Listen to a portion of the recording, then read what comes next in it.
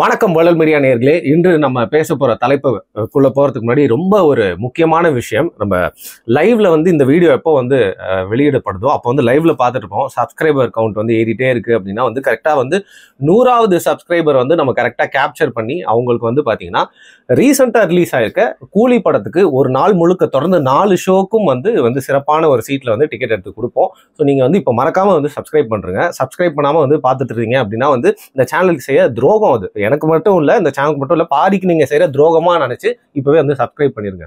அதாவது சப்ஸ்கிரைப் பண்ணிருக்கணும், அன்சப்ஸ்கிரைப் பண்ணிட்டு போன படம் பார்க்க வேண்டாம்.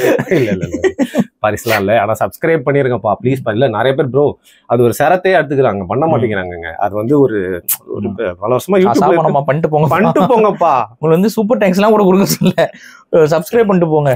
ஆமா, நாங்க என்ன டோக்கன் சிஸ்டம்ல சிறப்பு காட்சியை நடத்திட்டு இருக்கோம். சமூகத்துக்கு வேணும் முக்கியமான விஷயங்கள்லாம் சொல்லிட்டு இருக்கோம். அது மட்டும் இல்லாம பாரி இந்த சூர்யா அவர்கள் அவரை ஒரு ஃபேஸ் ஆஃப் இது வச்சு ஒரு கட்சி யூஸ் பண்ண பாக்குதுன்னு நிறைய பேர் பேசிட்டு இருந்தாங்க. நீங்க இந்த தலைப்பை எப்போ எடுப்பீங்கன்னு யோசிச்சுட்டு இருந்தா கரெக்டா புடிச்சிட்டீங்க இன்னைக்கு.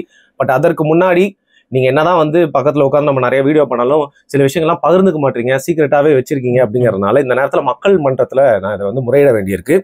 ஸோ 27ஆம் தேதி ஏதோ ஒரு சிறப்பான நிகழ்வு நடக்க போறதா கேள்விப்பட்டேன். அதை அப்படியே எங்க கூட பகிர்ந்துட்டீங்கன்னா நல்லா இருக்கும். ஒரு தொடக்க நிகழ்வு 27ஆம் தேதி சாயந்தரம் நடக்கிற மாதிரி இடம் இதெல்லாம் சொல்றோம். நம்ம இயக்கம் தொடங்கணும், நம்ம கூட சேர்ந்து பயணப்படணுங்கிற எண்ணம் பலருக்கும் இருக்கு. அவங்களுக்கான ஒரு first initial stage of the event. அது ஒரு சந்திப்பு, ஒரு கருத்தரங்கு, அவ்வளவுதான். ஒரு ஒன்று கூடல் கருத்தரங்கு. எல்லாரும் பேசிட்டு அடுத்த கட்டதான் எப்படி நம்ம செயல்படலாம் என்ன ஏதுங்கிற ஒரு டிஸ்கஷன். அப்புறம் உங்களுக்கு நிறைய பேருக்கு மனசுக்குள்ள ஒரு கேள்விகள் இருக்கும், சந்தேகங்கள் இருக்கும், நேரில் பார்த்து பேசணுங்கிற எண்ணம் இருக்கும். அதெல்லாமே அங்கே நடக்கிறதுக்கு ஒரு பிளான் பண்ணியிருக்கோம். ஒரு 3 hours நடக்கிற மாதிரி ஒரு சின்ன கருத்தரங்கு அது ஒரு ஏற்பாடு பண்ணியிருக்கோம். 27ஆம் தேதி டேட் அண்ட் வென்யூ நம்ம 27ஆம் தேதி. பட் வென்யூ எங்க எப்படிங்கிறதெல்லாம் நான் அனௌன்ஸ் பண்றேன். சரி, என்ன ரீசனுக்காகன்னு சொல்ல முடியுமா? அதான் இயக்கம் தொடங்குறதுக்கான ஒரு ப்ரீக்வல், ஒரு ஆரம்ப புள்ளி. சரி, ஓகே, பேபி ஸ்டெப்ஸ். இல்ல அது என்கரேஜ்மெண்ட்டாலாம் சொல்ல, நிதர்சனத்தை சொல்றேன். பெரிய விஷயங்கள்லாம் பெருசாவே எப்பயும் ஆரம்பிக்கிறது இல்ல, ரொம்ப சிம்பிள் பிகினிங்ஸ்ல இருந்தா ஆரம்பிக்கும். ஸோ உங்களோட பயணத்துக்கு வாழ்த்துக்கள். கண்டிப்பா பர்சனலான சொல்லிக்கிறேன், நீங்களும் உங்களோட வாழ்த்துக்கள் சொன்னா சொல்லிக்கோங்க. ஸோ முதல்ல சூர்யா அவர்களை திமுக இயக்குதோ இல்ல யூஸ் பண்ணிக்குதோ, சூர்யா அவர்கள் திமுகவுக்காக முட்டு கொடுத்து இன்னைக்கு அவருக்கு ஒரு பெரிய பேர் டேமேஜ் ஆயிடுச்சு. திமுகவுக்காக முட்டு கொடுத்தது, அதுக்கப்புறம் ஜோதிகா பேசின சில விஷயங்கள், ஜெய்பீம்ல அவர் பண்ண தவறு, இந்த மாதிரி நிறைய விஷயங்கள் சேர்த்து தான். இருந்தாலும் இது திமுக இருந்தா ஸ்டார்ட் ஆகுது. போன ஆட்சியில எதற்கெடுத்தாலும் குரல் கொடுத்துட்டு இருந்த சூர்யா பாத்தீங்கன்னா இப்ப வாய் அடங்கி போயிடுச்சு அப்படின்னு சொன்னது மட்டும் இல்லாம அவர் செய்யக்கூடிய தொண்டுகளுக்கு பின்னாடியும் ஒரு கட்சி இருக்கு அப்படிங்கிற மாதிரி சொல்றாங்க. ஒரு மனுஷன் நிறைய தப்பு செய்யறதுனால அவனை சாடலாம், ஒரு நல்லது செய்யறதா வாழ்த்தணும்ல. ஏன் இந்த கல்வியை எல்லார்கிட்டையும் கொண்டு போய் சேர்க்கிற சூர்யாவை திருப்பி இந்த பிரச்சனையை வச்சு அங்கேயே நிறுத்தணும்னு பாக்குறாங்க? அவர் இந்த அரசியல்ல மாட்டிக்கிட்டாரா இல்ல தெரிஞ்சுதான் அதுல ஒரு பங்கா இருக்காரா? இது கொஞ்சம் டீப்பான விஷயம். அடிப்படையில சூர்யா அவர் ஒரு தமிழர். அவர் ஒரு தமிழ் சமூகத்தில் பிறந்தவர் தான். அதுல நிறைய குழப்பத்தை ஏற்படுத்திக்கிட்டு இருக்கிறாங்க. அவங்க அப்பா தமிழர், அவங்க அம்மா பிறமொழியாளர்லாம் சொல்லிட்டு இருக்காங்க. இல்லை, அவர் தமிழர் தான், அவங்க அம்மாவும் தமிழர் தான். அது சிவகுமார் ஒரு இடத்துல ஒரு பேட்டியில பேசும்பொழுது என்ன பேசி விட்டாரு, வேற ஒரு நடிகை அவங்களுடைய உறவுகளுக்கு ரெக்கமெண்ட் பண்ணி தான் எனக்கு பொண்ணே கிடைச்சது அப்படின்னு சொன்னாங்க. அந்த நடிகை ஆக்சுவலா ஒரு பிறமொழியாளர். உடனே இவங்க என்ன பண்ணிட்டாங்கன்னா, பிறமொழியாளர் நடிகை அவங்க ரிலேட்டிவ்ல ரெக்கமெண்ட் பண்ணி தான் பொண்ணே கிடைச்சது அப்படின்னா அப்ப சூர்யா அவங்க அம்மா பிறமொழியாளர் தானே அப்படின்னு சொல்லிட்டு அவர் தமிழர் கிடையாது அப்படின்னு சொல்லி அதனாலதான் இவர் இப்படி எல்லாம் பண்ணிட்டு இருக்காரு அப்படின்னு சொல்லி பேச ஆரம்பிச்சிட்டாங்க. ஆனா உண்மை அதுவல்ல. என்னன்னா, அந்த பிறமொழியாளர் பெண் வாக்கப்பட்டதே ஒரு சூர்யா அவங்களுடைய சமூகத்தை சார்ந்த குடும்பத்துலதான். ஸோ அவங்களுடைய கணவன் வழி உறவினர்கள தான் அந்த பெண்மணி அந்த நடிகை ரெக்கமெண்ட் பண்ணாங்க. புரியுது. ஸோ சூர்யா அப்பா அம்மா 2 பேருமே ஒரே சமூகத்தை சார்ந்த ஒரே குடியை சார்ந்த நபர்கள் தான். ஸோ அவர் தமிழர் தான். ஸோ அதுல எல்லாம் நமக்கு மாற்றுக்கிறது இல்லை. இரண்டாவது, சூர்யாவை பொறுத்த வரைக்கும் அவர் அரசியலுக்கு வருவதோ அரசியல் பேசுவதோ செயல்படுவதோ இதையும் நம்ம விமர்சிக்கல. அதுக்கான முழு உரிமையும் செயல்பாடும் அவருக்கு இருக்கு. ஆனா எப்பவுமே அரசியல் ஒரு பக்கம் பேசணும் அப்படின்னா அது எங்க இருந்து தொடங்கணும் அப்படின்னா, உளமாற நம்ம மக்களுக்கு நல்லது செய்யறோம் அப்படிங்கிற எண்ணப்பாட்டிலிருந்து அந்த அரசியல் என்பது தொடங்கணும். மாறாக யாருக்கு சாதகமா நான் பேசினா எந்த மாதிரியான சாதகமான விளைவுகள் எனக்கு வரும் அப்படின்னு சொல்லி ஒரு அரசியல் ஒருத்தர் பேச தொடங்குகிறார் என்றால் அது ஒரு சுயநல அரசியல். அந்த சுயநல அரசியல்ல சூர்யா அவர்கள் போய் பகடக்காயாக பயன்பட்டு விடக்கூடாதுங்கிறதுக்காக தான் இந்த காணொலியே. இப்ப அன்அபிஷியலா ஒரு தகவல் பல அரசியல் தரப்புல பேசப்பட்டு கொண்டிருக்குது. அது என்னன்னா, விஜயோட அரசியல் வருகையில விஜயை டேக்கிள் பண்றதுக்கு இன்னொரு நடிகரை வந்து இறக்குறது வந்து கிளாசிக் டிஎம்கே உடைய பழையகால யுக்தி. அடிப்படை என்னன்னு பாத்தீங்கன்னா, விஜய் அவர்கள் அரசியலுக்கு வருகிறார். விஜய்க்கு இருக்கக்கூடிய ஒரு பெரிய பிளஸ் பாயிண்ட் என்னன்னு பாத்தீங்கன்னா, அவருடைய முகம் அறியாத தமிழ் மக்கள் கிடையாது, அந்த அளவுக்கு ஃபேமஸான ஆளு. அப்ப அது இல்லாம இளைஞர்கள் மத்தியில ஒரு பெரிய அன்பு அவருக்கு இருக்கு, ஒரு பெரிய ஒரு சப்போர்ட் சிஸ்டம் இருக்கு. கருத்தியல் இருக்கானா அது அவருக்கே இன்னும் தெரியல பாவம். அவரோட செயல்பாடு இது எல்லாமே நமக்கு அதிருப்தி தான், அதுல மாட்டுக்கிறதுல. கவினுடைய இறப்பு கொலை சம்பவத்திற்கு பெரிய அளவு அவருடைய பிரசன்ஸ் இல்லை. அதுக்கப்புறம் வந்துட்டு இப்போ துப்புரவு பணியாளர்களுடைய போராட்டத்திற்கும் அவரோட பிரசன்ஸ் வந்து போதுமான அளவுக்கு இல்லை. இந்த மாதிரி பல கேள்விகள் இருக்கு. ரெண்டாவது வந்து அவங்கள சந்திக்க வர்றதுக்கு இவர் வெளியில வராம எல்லாரையும் அவங்க வீட்டுக்கு வாங்கங்கிற மாதிரி சொல்றது போறது, what ever may be the reasons, இதெல்லாம் ஒரு பெரிய அளவு இம்ப்ரெஸ் பண்ற மாதிரி இல்லை, ஒரு என்னது அப்படிங்கிற மாதிரி தான் இருக்கு விஜயோட அரசியல். ஆனாலும் விஜயோட அரசியலை கண்டு திமுகவுக்கு ஒரு அச்சம் என்பது இருக்குங்கிறத நம்மளால மறுக்க முடியாது. அவங்களுக்கு உண்மையிலேயே விஜயோட வருகை வந்து அவங்களுடைய சிறுபான்மை வாக்கு வங்கியில கை வச்சிருமோ, அதுல குறிப்பா கிறிஸ்தவ வாக்க உடைச்சிட்டு போயிருமோங்கிற ஒரு பதட்டம் பெரிய அளவு இருக்கு. இப்ப இவங்க என்ன பண்றாங்கன்னா, எப்பவுமே இவங்களுடைய பழைய டெக்னிக் என்ன அப்படின்னு பாத்தீங்கன்னா, ஒரு நடிகர் வராருன்னா அவருக்கு எதிராக இன்னொரு நடிகர் இறக்குவாங்க. ஃபார் எக்ஸாம்பிள் வந்து விஜயகாந்த் உங்களுக்கு தெரியும், விஜயகாந்துக்கு இருக்கிற இமேஜை வந்து உடைக்கணும் அப்படின்னா இவங்க போய் பேசலாம். ஆனா இவங்க போய் பேசும்போது விஜயகாந்த் வந்து ஸ்கோர் பண்ணிடுவாரு. அப்ப விஜயகாந்த் வந்து காமெடி ஆக்கணுங்கிற மாதிரி நெகட்டிவ் பேஸ்டா நிறைய அவரை வந்து கேவலப்படுத்துறது கிண்டடிக்கிறதுலாம் இருக்கும். விஜயகாந்தை பத்தி இவங்க பேசவே மாட்டாங்க. நீங்க நோட் பண்ணி பாத்தீங்கன்னா, கலைஞரோ இல்ல மற்ற நபர்களோ டைரக்டான கன்ஃபரன்டேஷனே பண்ணாம அதை வந்து ஒரு எதிரி மாதிரியே பேசிக்காம, ஆனா மறைமுகமா அடிக்கிறதுக்கு என்ன பண்ணாங்கன்னு பாத்தீங்கன்னா, அவங்களுடைய கட்சியில இருக்கக்கூடிய நபர்கள் எல்லாத்தையும் விஜயகாந்தை ரொம்ப அண்டர் அது அன்பார்லிமெண்டரி வேர்ட்ஸ்ல வந்துட்டு விமர்சிப்பாங்க. அப்ப வந்து ஒரு துருப்பு சீட்டா அவங்களுக்கு பயன்படுத்தப்பட்ட கை யாருன்னு பாத்தீங்கன்னா நம்ம வடிவேல் அவருக்கும் விஜயகாந்த் அவருக்கும் ஒரு சின்ன முரண் என்பது சினிமா காலகட்டத்திலேயே வளர்ந்துருச்சு. அவங்க ஒரே தெருவுல இருந்தாங்க, அதுல ஏதோ பார்க்கிங் ப்ராப்ளம் அந்த படத்துல வர மாதிரி ஏதோ பிரச்சனையா என்னன்னு தெரியல, ஏதோ ஒரு முறை வந்து கொஞ்சம் ஒரு திமிரா நடந்துக்கிட்டாங்கிற மாதிரி எல்லாம் சொல்றாங்க. ஸோ ஏதோ ஒரு ஈகோ இஷ்யூல அவங்களுக்குள்ள ஒரு முரண் இருந்தது. இந்த முரணை வந்து பயன்படுத்தி திமுக ஒவ்வொரு கூட்டத்துக்கும் விஜயகாந்த் எங்கெங்கெல்லாம் போட்டி போடுறாங்க, அவங்க கட்சியில எங்கெங்க போட்டி போடுறாங்க அங்கெல்லாம் வடிவேல இறக்குனாங்க. இவங்க ஆட்கள் போகாம வடிவேலு போய் என்ன பண்ணாரு, உருவைக்கிளி பண்ணாரு. வந்து அதான் அவரோட விமர்சனமும் அரசியல் ரீதியாகலாம் இல்லை, இவெல்லாம் ஒரு ஆளு அவெல்லாம் ஒரு ஆளு குடிகார பைய அப்படி இப்படின்னு போட்டு பயங்கரமா ட்ரோல் பண்ணி வடிவேல் நகைச்சுவா பேசுற நபரு. ஸோ நகைச்சுவா உடல் முடிவெல்லாம் பண்ணி காட்டும் பொழுது அது உண்மையிலேயே விஜயகாந்தோடைய தோல்விக்கும் விஜயகாந்தோடைய சரிவுக்கும் அது ஒரு வலு சேர்த்தது, அதுல நம்ம மறுக்க முடியாது. இப்ப இங்க என்ன பிரச்சனைனா, அதுக்கப்புறம் வடிவேல் நிலைமை என்னாச்சுன்னு யோசிங்க. இன்னைக்கு வரைக்கும் எழுந்து வர முடியலையே. வடிவேலை பயன்படுத்தினாங்க, அதுக்கப்புறம் திமுக தான் ஜெயிச்சுது. அதுக்கப்புறம்னா திமுக ஜெயிச்சுது. சரி, திமுக கிட்ட தான் ஒட்டுமொத்த சினிமா ஈகோ சிஸ்டமும் இருக்கு. ப்ரொடக்ஷன் ஹவுசஸ் அவங்க கிட்ட தான் இருந்துச்சு. பெரிய பெரிய டைரக்டர்ஸ்ல இருந்து ப்ரொடியூசர்ல இருந்து இன்னைக்குமே யார்கிட்ட இருக்கு சினிமா? திமுகவுடைய ஈகோ சிஸ்டத்துக்குள்ளதான் இருக்கு. அதனாலதான் முதல்வர் வந்து கூலி படத்துக்குலாம் ரிவ்யூ, ஃபர்ஸ்ட் ரிவ்யூ அவர் கொடுக்குறாரு. நம்ம வந்து ப்ளூ சட்டை மாறன் ரிவ்யூ கொடுப்பாருன்னு வெயிட் பண்ணிட்டு இருந்தா முதல் ரிவ்யூவே உங்களுக்கு புரியல. சினிமா பத்தி என்கிட்ட கேளுங்க, அரசியல் பத்தினா நீங்க உங்க பேச விட்டு நான் கேட்பேன். ஃபர்ஸ்ட் வந்து யார் கொடுப்பாருன்னு பாத்தீங்கன்னா வந்து இஸ் பிரசாந்த், அப்புறம் சாட்டை துரைமுருகன், அதுக்கப்புறம் ஒரு நாளுக்கு அப்புறம் தான் வந்து பாத்தீங்கன்னா வந்து ப்ளூ சட்டை மாறன். இப்ப அதுக்கு முன்னாடி வந்துடுறாரு. ஆமா, மூணாவது இடத்த ரெண்டாவது இடத்த பிடிக்கிறதுக்கு தான் நீங்க முயற்சி பண்ணிட்டு இருக்கீங்க.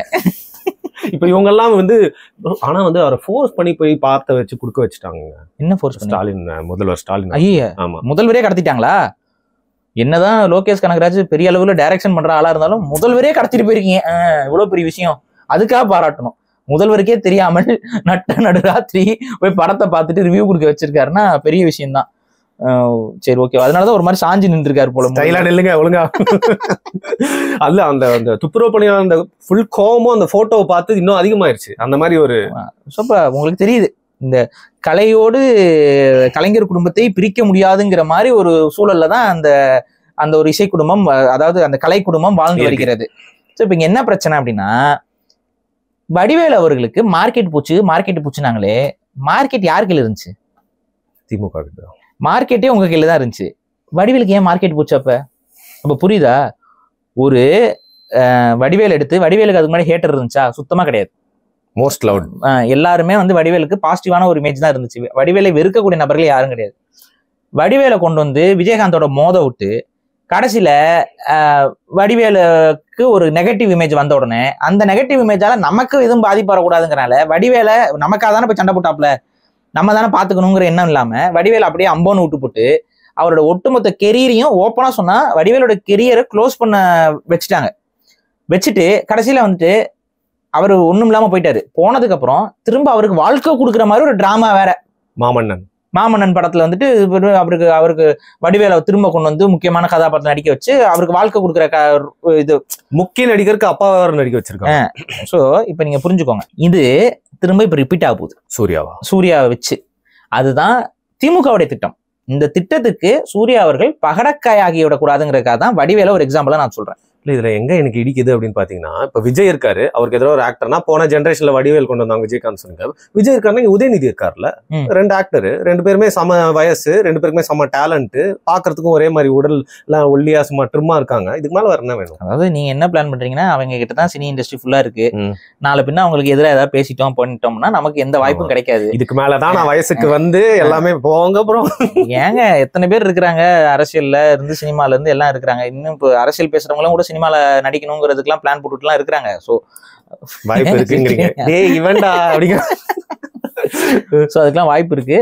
அதனால நீங்க என்ன பிளான் பண்றீங்கன்னா, உதயநிதியை பகைச்சு கொள்ளக்கூடாதுங்கிற ஒரு முடிவுக்கு வந்துட்டீங்க. அதனால உங்களுக்கு கொஞ்சம் கூட மனசாட்சியே இல்லாம விஜய் இந்த பக்கம் உதயநிதி 2 பேரும் ஆக்டரு அப்படின்னு சொல்லி சரி விடுங்க. ஏதோ நம்ம சரி அதெல்லாம் எதுவும் கேலிலாம் பண்ணக்கூடாது. அவரோட நடிப்பு, அவர் வந்து பயங்கரமான நடிப்புல சந்தானம் மட்டும் கூட ஒரு சைடு கேரக்டர்ல நடிக்காம இருந்திருந்தா அந்த படங்கள் எந்த அளவுக்கு போயிருக்குங்கிறது நமக்கு தெரியல. அதெல்லாம் சந்தானத்தை திருப்பியும் பிரச்சனைல மாட்டி விடுறீங்க. பட் இப்ப சூர்யா வந்து அவரே வாண்டடா வண்டியில ஏறாரா, இவங்க இழுக்கிறாங்கன்னு நினைக்கிறீங்களா? இல்ல, அவருக்கு ஒரு ஆர்வம் இருக்கு, ஒரு அரசியல் ஆசை இருக்கு, சூர்யா அவர்களுக்கு இருக்கு. அது ஆரம்பத்துல இருந்தே இருக்கு. ஏன்னா இப்ப விஜய் வருவதற்கு முன்னாடி இருந்தே அவர் வந்து அரசியல் பிரசன்ஸா, அதுவும் திமுக உள்ள ஒரு அரசியல் பிரசன்ஸை காட்டுறது. அவர் ஒரு ஓப்பனா சொன்னா ஒரு உடன்பிறப்பு தான் அவரு. நீங்க வந்து அவரை திராவிட சிந்தனை கொண்ட ஒரு நபராகத்தான் அவர் ஆரம்பத்துல இருந்தே தன்னை அடையாளப்படுத்தி கொண்டிருக்கிறார். எப்படி சத்யராஜ் இவங்க எல்லாம் வந்துட்டு அது ஒரே அந்த ஸ்கூல் ஆஃப் தாட்ஸ் தான். இப்ப அது அந்த ஸ்கூல் ஆஃப் தாட்ஸ்ல இப்ப சத்யராஜுமே நீங்க கவனிச்சீங்கன்னா ரஜினியோட பயங்கரமா ஒரு ஒரு காலகட்டத்துல ஒரு மோதல் போக்கு இருந்துச்சு. நேரடியாக பேசிடுவார். ஆமா, நேரடியா வந்துட்டு யார் பேரை சொன்னா கை தட்டுவீங்கன்னு தெரியும், ஆனா அவன் பேரை சொல்ல மாட்டேன் அப்படின்னு சொல்லி சைட்ல ரஜினியை உட்கார வச்சுக்கிட்டு இவங்க அப்படி சொல்லும் போது ரஜினியை ஃபோக்கஸ் பண்ணுவாங்க. அந்த மாதிரிலாம் போட்டு அப்படியேதான் ஒரு மாதிரி எதிர்ப்பை காட்டிட்டு இருந்தாங்க. ஆனா இன்னைக்கு பாத்தீங்கன்னா ரஜினியோட படத்துல போய் நடிக்கிறதுக்கும் இது பண்றதுக்கும் வந்து அவங்களுக்கு ஒரு வாய்ப்பாக இதா இருக்கும்போது அப்ப ரஜினியை புகழ்ந்துக்கிட்டு போயிட்டு, இது சினிமா வாழ்க்கைங்கிறது இப்படிதான், நாளை பின்ன இறங்கிதான் வரணும், நாளை வந்து பேசிதான் ஆகணும். இப்ப வடிவேல் அவர்களுக்குமே வந்து இப்ப விஜயகாந்தோட சண்டை போட்டாரு, இது பண்ணாரு, விஜயகாந்த் இப்ப போயிட்டாரு. இப்ப வடிவேலு என்ன பண்றாரு, அவருக்கு ஃபீல்டு வரணும்னா இப்ப எல்லா பக்கமும் பேசிதான் ஆகணும், செஞ்சுதான் ஆகணும். இப்படிதான் இருக்கும் இது சினிமா ஃபீல்டுங்கிறது. காம்ப்ரமைஸ் நிறைந்த ஒரு ஃபீல்டு தான். இந்த இடத்துல சூர்யா அவர்களுக்குன்னு ஒரு இடம் இருக்கு. சினிமால சூர்யா அவர்களுக்குன்னு ஒரு இடம் இருக்கு. நாளைக்கு அரசியல்னாலும் மக்களுக்கு நல்லது செய்யறது மூலமாக அவர் அரசியலுக்கு வருவதில் நமக்கு பிரச்சனையே இல்லை. அவர் வரட்டும், எந்த கட்சியில இருந்து வேணாலும் வரட்டும், அவர் மக்களுக்கு நல்லது செய்யட்டும், அதெல்லாம் அவருடைய தனிப்பட்ட விருப்பம், அதுலயும் நாங்கள் தலையிடல. ஆனா டிஎம்கே உடைய ஸ்ட்ராட்டஜியை சூர்யா அவர்கள் புரிந்து கொள்ள வேண்டும். அவங்க நீங்க சொன்னது மாதிரி ஒரு பக்கம் உதயநிதி ஒரு பக்கம் விஜய்ங்கிற மாதிரி ஒரு விஷயம் வந்துருச்சு அப்படின்னா, இப்ப ஆக்சுவலா உதயநிதி எங்க இருக்காருன்னு தெரியுமா? ஏன் காணோம் ஆளை கவனிச்சிங்களா? ஃபர்ஸ்டோட கொஞ்சம் கம்மியா, கொஞ்சம் இல்லை. இப்ப எங்க எந்த பிரசன்ஸ்ல வராரு? ஏதாவது அறிக்கை வருது அவர்கிட்ட இருந்து? ஏதாவது பிரஸ் மீட் அவர் பண்றாரா? வைஸ் இது ஆனதுல இருந்து துணை முதல்வர் ஆனதுல இருந்தே அவர் வந்து ஒரு மாதிரி அவர் ஆப்சன்ஸ்ல தான் இருக்காரு. பெருசா அவர் வெளியில பிரசன்ஸ் காட்டுறது இல்லை. இதுல இருந்தே நீங்க புரிஞ்சுக்கோங்க, உண்மையிலேயே திமுக பயத்துல இருக்கு. நீங்க சொல்றது பார்த்தா உதயநிதியோட இமேஜ் வந்து நம்மளுக்கு டேமேஜ் அப்படிங்கிற மாதிரி அவங்க பாக்குறாங்க. எப்படி என்ன பிரச்சனை அப்படின்னு பாத்தீங்கன்னா, உதயநிதியை கொண்டு வர்றதுல கட்சிக்குள்ளேயே ஒரு உரசல் இருக்கு. தலைமுறை என்னதான் மானம் கெட்டவர்களாகவே இருந்தாலும் மானம் கெட்டவர்கள் தானே. ஸோ அந்த மானம் வாஸ் தேர்ல இந்த பிகினிங், மானம் வாஸ் தேர்ல. ஸோ அது கெட்டு போய் தான் மானம் கெட்டவர்களா இருக்காங்க இன்னைக்கு. ஸோ அந்த மானம் கெட்டவர்களாக இருப்பவர்களுக்கு அந்த மானம்னு ஒண்ணு இருந்திருக்குல்ல ஒரு காலத்துல, அதோடைய அந்த பிரசன்ஸ் வந்து கொஞ்சம் அவங்களுக்கு நிரடலா இருக்கு. தெரியாம ஏதோ சால்ட் ஏதோ ஒளிஞ்சிருச்சு, அது அந்த மாதிரி இருக்குது. அப்ப வந்து என்னது இப்போ தலைமுறையா இருக்காங்க. அதாவது உதயநிதியை கொண்டு வந்த வரைக்கும் கூட உதயனா அப்படின்னு அவங்க எல்லாம் பேச ஆரம்பிச்சிட்டாங்க. ஆனா என்ன பிரச்சனை ஆயிப்போச்சுன்னா இன்பநிதியை வந்துட்டாங்க. இப்ப என்னடா இது உதயநிதிக்கு இது பண்ணோம், இப்ப இன்பநிதிக்கு பண்றோம், இப்ப இன்பநிதிக்கு அடுத்து யாரு அப்படிங்கறதெல்லாம் அவங்களுக்கு ரொம்ப கன்ஃபியூஸ்டா இருக்கிறாங்க. இது இப்படியே போயிட்டு இருந்துச்சுன்னா அப்ப நம்ம என்ன? இந்த நேரத்துல நான் ஒரு துணுக்கு செய்தி சொல்லியே ஆகணும். இன்பநிதி அவர்கள் வந்து கதை கேட்டு இருக்காங்களாம் நடிக்க வைக்கிறதுக்கு. மணிரத்னம், சங்கர் போன்றவங்க கிட்ட எல்லாம் பேசிட்டு இருக்கிறதா வந்து சொல்லப்படுதுங்க. வந்து இந்த மாதிரி சங்கர் படத்துல நடிக்க சொல்லுங்க.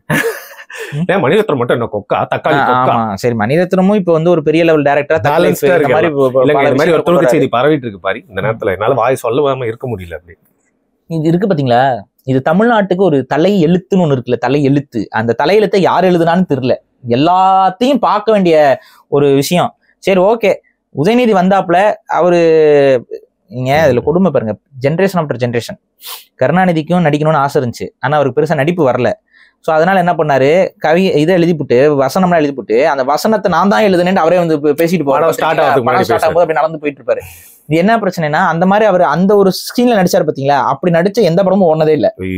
அது வந்து ராசியாவே நீங்க வந்து முகத்தை காட்டினீங்கன்னா ஓட மாட்டேங்குது படம். அதனால தயவு செஞ்சு பராசக்தியில காட்டல.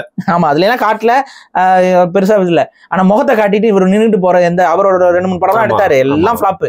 அப்ப ஐயா வேணாயா, நீங்க முகத்தை காட்டாதீங்க, நீங்க எழுதி கொடுங்க, நாங்க போய் பண்ணிக்கிறோம். அதுக்கப்புறம் உங்களுக்கு தெரியும், ஸ்டாலின் அவர்கள் நாடகம்லாம் நடிச்சாரு.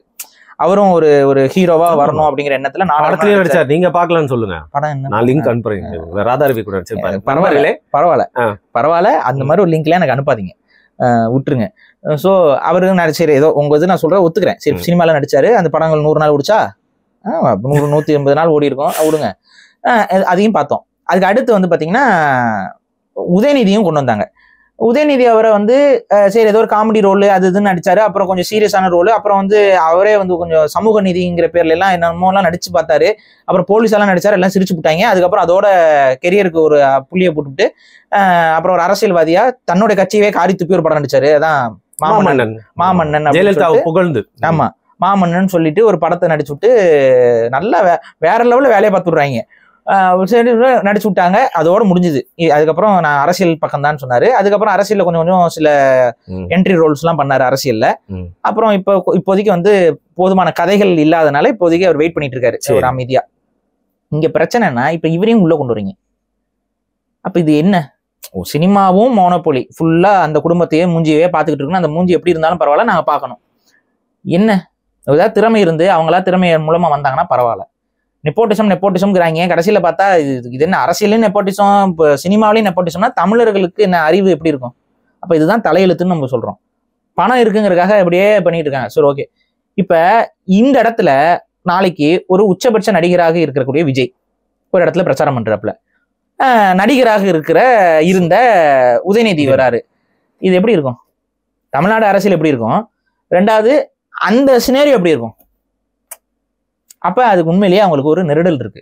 அப்ப விஜயோட கிரௌட கொஞ்சம் சர்பாஸ் பண்ற மாதிரி ஒரு கிரௌட் நமக்கு வேணும், டைல்யூட் பண்றதுக்கு. அப்ப அதுக்கு வந்து சூர்யாவை இறக்கி விடலாங்கிறது இந்த குடும்பத்துடைய திட்டம், இந்த நடிகர் குடும்பத்துடைய திட்டம். அந்த திட்டத்தை சூர்யாவை ஒரு இன்ஃப்ளூயன்ஸ் பண்ணி செய்ய வைக்கிறதுக்கு வாய்ப்பு இருக்கு. இப்ப அப்படிதான் நான் பாக்குறேன். அதை எப்படி நம்ம புரிஞ்சுக்க முடியுது அப்படின்னு பாத்தீங்கன்னா, இப்ப சமீபத்துல கவனிச்சிங்களா, அகரம் ஃபவுண்டேஷன் பேஸ்டா கொஞ்சம் ப்ரமோஷன் ஒர்க்ஸ், சூர்யா வந்து பாசிட்டிவ் இமேஜ்ல இது பண்றதுக்கான சில வேலைகள். இப்ப ஏன்னா நடுவுல வந்து பாத்தீங்கன்னா இடைப்பட்ட காலத்துல நெகட்டிவ் இமேஜ் வந்து சூர்யா அவர்களுக்கு பயங்கரமாக வந்துருச்சு பப்ளிக் மத்தியில. அதுக்கு அவருடைய மனைவி தொடங்கி பல விஷயங்கள் வந்து காரணம், டைரக்டர்களும் காரணம். ஒரு சின்ன சின்ன விஷயங்கள் சொல்லிடுறோம். படத்தோட டைரக்டர் இல்ல, அவர் நடிச்ச படங்களும் காரணம்னு சொல்றதுக்கு. ஆமா, அந்த ஒரு என்ன படம் அது, கங்குவா ரெட்ரோ இல்லைங்க, அதுக்கு முன்னாடி ஜெய்பீம் படத்துல நடிச்சாப்புல. அதுல வந்து ஒரு குறிப்பிட்ட சமூகத்தை வந்து தேவையில்லாம வம்பிழுத்து வச்சிருந்தாரு. அதனால அந்த சமூக மக்கள் எல்லாம் கொந்தளிச்சதுனால இன்னைக்கு வரைக்கும் அந்த வட தமிழகத்துல சூர்யாவோட படங்கள் வரும்பொழுதுனா அவங்க பிரச்சனை பண்ணிட்டு இருக்காங்க, ஓட வர மாட்டேன், பாய்காட் பண்ணுங்கிறாங்க. ஒவ்வொரு முறையும் அந்த பிரச்சனை வருது. இதனாலேயே ஒரு சிக்கல். அது ரெண்டாவது, அங்க பல தியேட்டர்கள் வந்து அந்த சமூகத்தை சார்ந்தவர்கள் தான் ஓனர்களாகவும் இருக்கனால அவங்கனாலையும் போய் எதிர்த்து போய் சூர்யா படத்தை போடுறதுக்கு கொஞ்சம் நெருடல் இருக்கு. ஸோ இப்போ இந்த பிரச்சனை எல்லாம் இருக்கு அவங்களுக்கு. சரி, அதுல ஓகே, சரி ஓடிடி இதுல மாதிரி பிளாட்ஃபார்ம்லயே போட்டு பொழைச்சிக்கலாம் அப்படின்னு சொல்லி பார்த்தாலும் கங்குவா மாதிரியான படத்துல ஓவரா ப்ரமோஷன் பண்ணி விட்டு கடைசியில படம் வந்து மண்ணோட மண்ணா போகுது. இது ஒரு பிரச்சனை. இப்படி தொடர் பிரச்சனை இல்லை, இவருக்கு கெரியர்லயே ஒரு டிராப்பு. இது போக மனைவி வந்து கெரியர்ல நான் இந்த நேரத்துல உச்சம் தொட்டே தீரணும்னுட்டு அவங்க என்ன பண்றாங்க, அவங்க ஹிந்தி, பாலிவுட்டு, கோலிவுட்டு, டோலிவுட்டு, அப்புறம் ஹாலிவுட்டுன்னு அப்படியே அவங்க போயிட்டு இருக்காங்க. அவங்க ஒரு மாதிரி நாடகம் நடிக்கிறாங்க, என்னென்னமோ போயிட்டு இருக்காங்க. அங்க போக போக போக இவருக்கு வந்து இவரும் அங்க போயிட்டாரு கூடவே. தமிழ்நாட்டை விட்டு அபேஸ் அப்படியே போயிட்டாரு. அங்க போயிட்டு நீங்க நடிங்க, நான் வேடிக்கை பாக்குறேங்கிற மாதிரி அப்படி பண்ணிட்டு இருக்காப்புல. ஸோ ஸ்கிரிப்ட் ஒன்றும் இல்லை. இவருக்கு ஃபிலிம் கெரியர் வந்து டவுன் ஆகிட்டே இருக்கு. இதுல சும்மா இருக்கிறதுல அந்த அவங்க மனைவியும் போகும்போது கோயில் கட்டுறதுக்கு பதிலாக ஹாஸ்பிட்டல் கட்டுங்கிறது, அதை கட்டுங்க இதை கட்டுங்கிறது. அப்ப அதுல வந்து இந்துத்துவ ஐடியாலஜி கொண்டவங்களாம் வேற அதை வேற போட்டு போட்டு அடிக்கிறாங்க. இப்ப அடிச்சோன்னா ஆட்டோமேட்டிக் என்ன ஆகுது, இப்ப பாத்தீங்களா சமீபமா கவனிச்சிங்களா, கோயில் குளம் திருப்பதிக்கு போறாங்க, அங்க போறாங்க, இங்க போறாங்க. அவரா சேகர் பாபுவான்னு சொல்லிட்டு சந்தேகம் வர அளவுக்கு கோயில் போயிட்டு இருக்காரு. ஸோ முழுக்க முழுக்க வந்து இப்போ வந்து அவங்களோட இமேஜை வந்து சரி செஞ்சுக்கிறதுக்கான வேலைகளை கோயில் குளமா சுத்திக்கிட்டு இருக்கிறாங்க, சாமி கும்பிட்டு இருக்கிறாங்க. இப்பெல்லாம் ஹாஸ்பிட்டல் கட்டலாமே, இப்போ இது பண்ணலாமே, இந்த கேள்விலாம் வரும். சரி, ஓகே.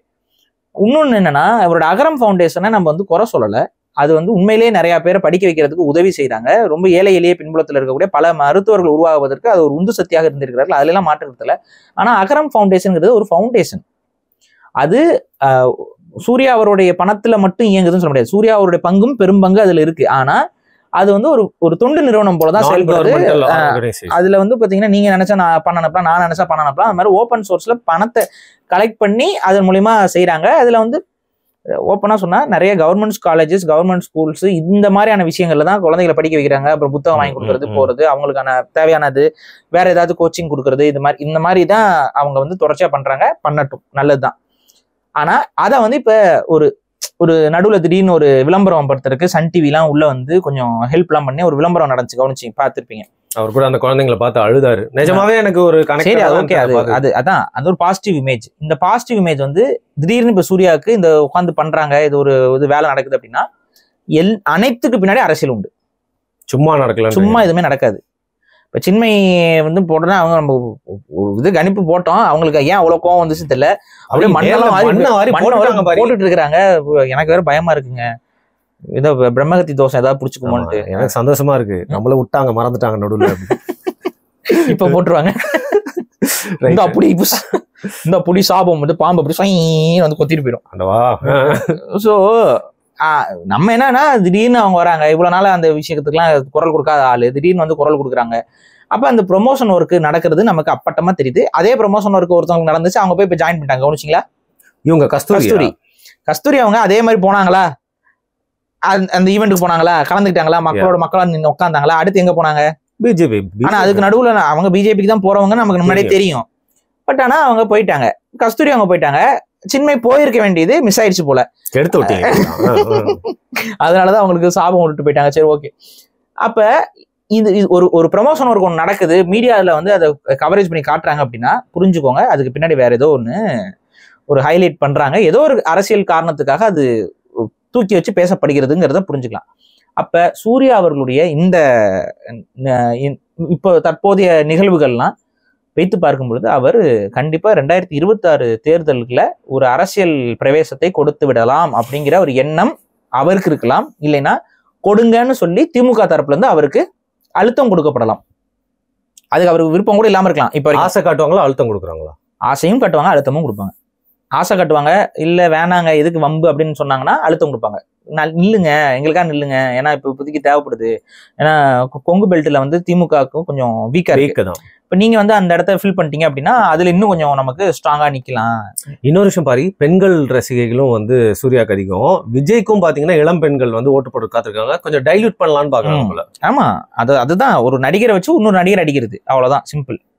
அப்ப இந்த மாதிரி ஒரு ஸ்ட்ராட்டஜியை வந்து பிளான் பண்ணலாங்கிறது அவங்களுடைய திமுக தரப்பு ஐடியா. அந்த திமுக தரப்பு ஐடியாவுக்கு இவர் ஆட்படுகிறாரா அப்படிங்கிறதான் இப்ப நம்ம பாக்குறோம். அவர் ஆட்படுறாருனா வடிவேல மனசுல நினைச்சுக்கணும் அவரு. ஏன்னா இதன் மூலமாக வரக்கூடிய எதிர்வினைகளை சூர்யா அவர்கள் தனியா தான் சந்திக்க போறாரு. திமுக இப்போ கண்டிப்பா சூர்யாவுக்கு துணை நிற்காது. இன்னொன்னு, அவர் மீது வைக்கப்படுற இன்னொரு அடிப்படையான விமர்சனம் என்ன அப்படின்னா, நீங்க மக்களுக்காக நேசிக்கக்கூடியவராக இருந்தால் மக்கள் பிரச்சனை எல்லாத்துக்கும் குரல் கொடுக்கணும். மாறாக திமுக மக்கள் அடிக்கும் போது நான் குரல் கொடுக்க மாட்டேன், அதிமுக மக்கள் அடிக்கும் போது மட்டும் தான் நான் குரல் கொடுப்பேன்னா இது என்ன மாதிரியான மக்கள் நேசிப்பு? ஒரு தலைப்பட்சமா இருக்கு. எங்க ஸ்டெர்லைட் கொலைகளுக்கு நீங்க பேசுறீங்க, மக்களை வந்து லத்தி சார்ஜ் பண்ணுவோம், ஒவ்வொரு போராட்டத்துக்கும் நீங்க வந்து ட்வீட் போடுறீங்க. நீங்க மட்டும் ட்வீட் போடாம உங்க தம்பியும் வந்து ட்வீட் போடுவாரு. ஏன்னா அண்ணன் என்ன பண்ணாலும் அதே அவரும் பண்ணுவாரு. அப்படி சினிமாவில் அண்ணன் நடிக்கிறாருன்னா இவரும் சினிமா படிச்சுட்டு வெளிநாட்டில் போயிட்டு ஏதோ எம்பி எல்லாம் படிச்சுட்டு வேற லெவலில் செட்டில் ஆகலான்ட்டு இருந்த ஆளு அங்கிருந்து கிளம்பி வந்து பருத்தி வரணும் டவுசர் போட்டு நடிக்க ஆரம்பிச்சிட்டாப்ல. சரி, ஓகே. அது இப்போ அடுத்து வந்து இவருன்னா இவர் ஒரு மினிஸ்டர்னா அவர் ஒரு எம்எல்ஏவான நிற்பார் போல. இப்படிதான் இருக்கும் போல ஃபேமிலி. சரி, அண்ணன் போடுவாரு, இவர் போடுவாரு, இவரும் போகாம ஜோதிகா அவங்க ஒண்ணு போடுவாங்க. தொடர்ச்சியா பாத்தீங்கன்னா அப்படியே மக்கள் மீது அக்கறையில வந்து அப்படியே உளுந்து புரண்டாங்க. பார்த்துருப்பீங்க பல தகவல்கள். ஒவ்வொரு சின்ன போராட்டத்துக்கும் ஹைலைட் பண்ணி ஃபயர் விட்டுட்டு இருந்தாரு. இப்ப என்ன, எந்த ஒரு போராட்டத்துக்கும் வாய் திறக்கல. மக்களோட எந்த ஒரு கோரிக்கையும் எதையுமே வந்து ஒரு நியாயத்தையும் கூட பேசுறதே இல்லை. இதுதான் வந்து நம்மளால இது ஒரு பெரிய அவருக்கு இருக்க நெகட்டிவ். இதெல்லாம் மீறி அவர் அரசியலுக்கு வந்து ஒரு தெளிவான அவர் எப்படி வேணாலும் நிக்கட்டும். ஆனா திமுகவோட போய் நிற்கும் பொழுது அவருக்கு இருக்க இமேஜ் வந்து டோட்டல் டேமேஜ். உடையும்ன்றீங்க? கண்டிப்பா உடையும், கண்டிப்பா உடையும். ஏன்னா வந்து நீங்க திமுகங்கிறது ஒரு கரைபடிந்த கட்சிங்கிறது ஊருக்கே தெரியும். இப்ப விஜய் அவர் அரசியலுக்கு வராருன்னா அவர் தனியா நிக்கிறாரு, அதனால அவர் மேல எந்த கரையும் இல்லை. இப்ப நாளைக்கே கமலஹாசன் மாதிரி வந்துட்டு திமுகவோட போய் நின்றாருன்னா என்ன இமேஜ் வரும்? இப்ப கமலஹாசனுக்கு என்ன இமேஜ் இருக்கு? உலக நாயகம் தான். ஆனா என்னாச்சு, உலட்டுறாரு, அவ்வளவுதான். என்னதான் வந்து லைக் பார்லிமெண்ட்டுக்கு போனாலும் இன்னைக்கு அவரோட அந்த இமேஜ் வந்து கொஞ்சம் உடஞ்சிருச்சு. மக்கள் மத்தியில எல்லாம் செல்வாக்கு போயிருங்க. எதற்கு நீங்க அரசியலுக்கு வந்தீங்க, என்ன பண்ணிட்டு இருக்கீங்கன்னு போயிடும். அதேதான் சூர்யாவுக்கும் நடக்கும்.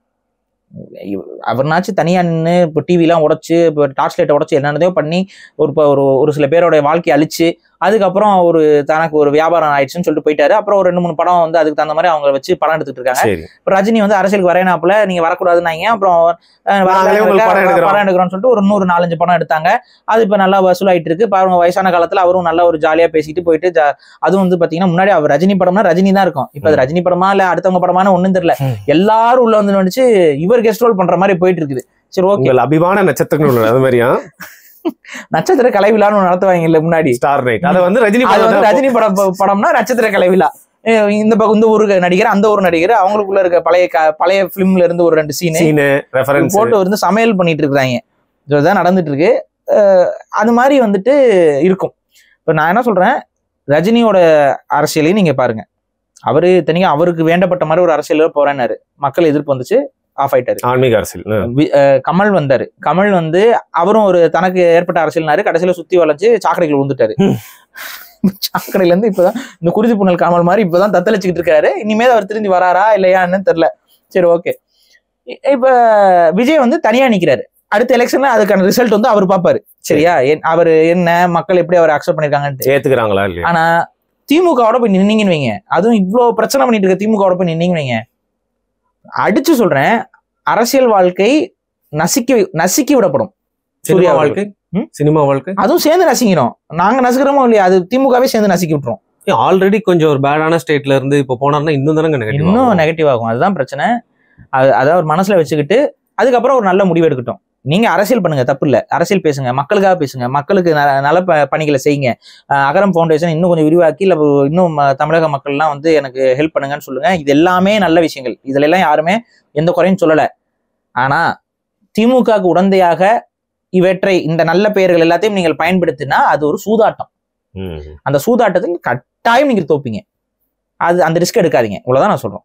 அது சரிங்க. இப்போ சினிமால நிறைய பேருக்கு இதை பண்ண திமுக வந்து பாத்தீங்கன்னா, நீங்க சொல்ற அந்த வடிவேல் காலகட்டத்திலாம் சமூக வலைதளங்கள் வந்து முக்கியமா யூடியூப் வந்து ரொம்ப பெருசா இல்ல. இதை வந்து யூடியூபர்ஸை வச்சும் பண்றாங்க. அவங்களுக்குன்னு ஒரு யூடியூபர் வந்து பாத்தீங்கன்னா ரொம்ப ஃபேமஸா இருப்பாரு.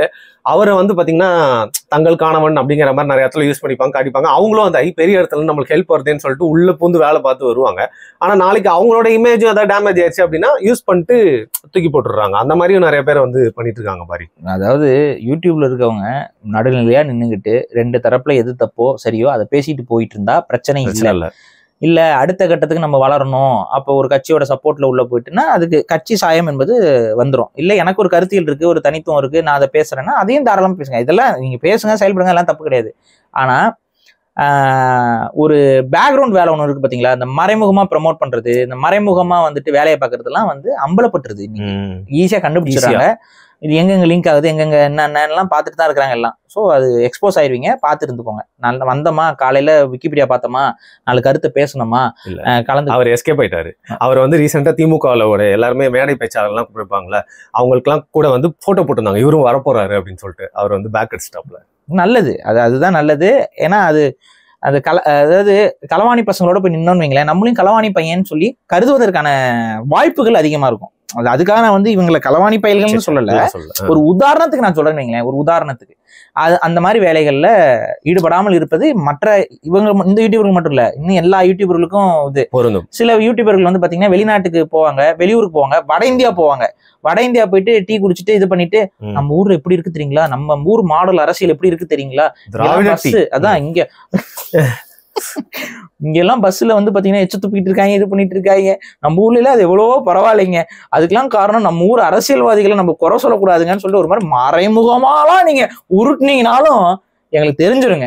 அதனால அப்படிலாம் அந்த மறைமுகமா உருட்டுற வேலையெல்லாம் வேண்டாங்கிறத நம்ம சொல்லிக்கிறோம். ரைட். இப்போ போன வருஷம் போயிட்டு ஒருத்தர் ஒரு யூடியூபர் அவர் திமுகவுக்கு வந்து அவரை எதுவுமே பண்ண முடியாது, you can't two anything to him, ரொம்ப பவர்ஃபுல் யூடியூபர். அவர் போன வருஷம் சொன்ன ஒரு விஷயம் வந்து இப்போ ட்ரெண்ட் ஆயிட்டு இருக்கு.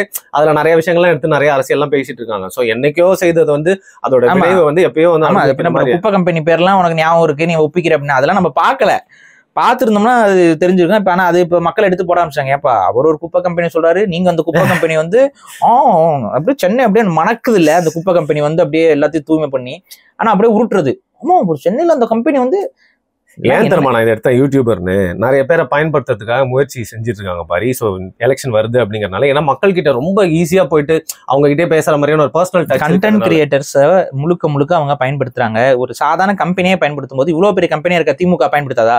திமுகங்கிற ஒரு கம்பெனி, அதுக்கு மார்க்கெட்டிங்க்கு அவங்க எல்லாரையும் தான் பயன்படுத்துவாங்க. ஸோ அதனால இந்த மாதிரி போய் உங்க பேரை கெடுத்துக்காதீங்க தான் நான் சொல்றேன். நீங்க திமுக கிட்ட காசு வாங்கிட்டு பண்றேன், அது வேற, அது உங்களை தனிப்பட்ட இது, நான் அதுல மூக்க நுழைக்கல. பட் நீங்க அதை செய்யும் போது மக்கள் காரி துப்புவாங்க, நாஞ்சில் சம்பது போல துப்புனாலும் தொடச்சுக்குவாங்க. அப்படிதான் போகணும். எல்லா யூடியூபரும் அவங்களே உழைச்சு கஷ்டப்பட்டு புகழுக்கு வந்தாங்க. அந்த புகழை வந்து இவங்க வந்து அப்சர்வ் பண்ணி பண்ணுவாங்க. இதுல இன்னும் என்னன்னா, இது பெண்கள் யூடியூபருக்கும் பொருந்தும். தக்காளி ஃபேஸ், அந்த ஃபேஸ், இந்த ஃபேஸ் எல்லாம் குரூப் அலையுது. அதெல்லாம் லைட்டா அந்த பக்கம் இன்க்ளைன் ஆகி போயிட்டு அப்படியே ஒரு கண்டென்ட்டை போட்டு வரலாம் அப்படின்லாம் யோசிப்பீங்க. வேண்டாம், ரொம்ப ஆபத்தான பாதை, இந்த பக்கம் போகாதமா அப்படிங்கறத சொல்றோம், புரிஞ்சுக்கோங்க. சரி, ரைட். மிக்க நன்றி பாரு. ஏன்னா வந்து பெரியவங்க சிறியவங்க எல்லாருக்குமே புரியணும் அப்படிங்கிறதுக்காக வந்து பாத்தீங்கன்னா கடைசியில அந்த விஷயமும் எடுத்தேன். முக்கியமா சூர்யா அவர்கள் வந்து புரிஞ்சுப்பாரு. சூர்யா அவர்களுக்கு நான் ஒரே ஒரு விஷயம் சொல்றேன். ஒரு நல்ல குடும்பத்துல பிறந்திருக்கீங்க, நல்ல குடும்பத்துல இருந்து வளர்ந்துருக்கீங்க, டேலண்டடு, நீங்க ரொம்ப கடின உழைப்புல பெரிய இடத்துக்கு வந்துட்டீங்க. இப்ப அந்த இடத்துல ஒரு சில சேலஞ்சஸ் உங்களுக்கு இருக்கு. அந்த சேலஞ்சஸை கடந்து நீங்க இன்னும் வெற்றி வாய்ப்புகளை பெறணுங்கிறது தான் எங்களோட ஆசை. ஆனா தவறானவர்களுக்கு துணை நின்று ஒரு விஷயத்தை நீங்க செஞ்சீங்கன்னா அது உங்களுக்கு காலத்திற்கும் அழியாத ஒரு களங்கத்தை ஏற்படுத்துங்கிறத ஒரு வார்னிங்கா அவங்க முன்னாடி வைக்கணும். அதுக்கப்புறமா அந்த இதை நீங்க செய்யறது அது உங்களோட விருப்பம். அதுக்கப்புறம் விமர்சனம்ங்கிறது அது நடுநிலையா வரும். ஓகே, நாங்க 2 பேர் மட்டும் பேசிட்டு இருந்தா அப்படி, அதனால தான் கமெண்ட் பாக்ஸ் இருக்கு. ஸோ நீங்க என்ன நினைக்கிறீங்க அப்படிங்கறத உங்களுடைய கருத்தை மறக்காம கீழே பதிவு பண்ணுங்க. ஏற்கனவே சொன்ன மாதிரி வந்து சப்ஸ்கிரைப் பண்ணிட்டு போங்க. அடுத்த வீடியோல சந்திக்கிறோம். மிக்க நன்றி பாரி. நன்றி.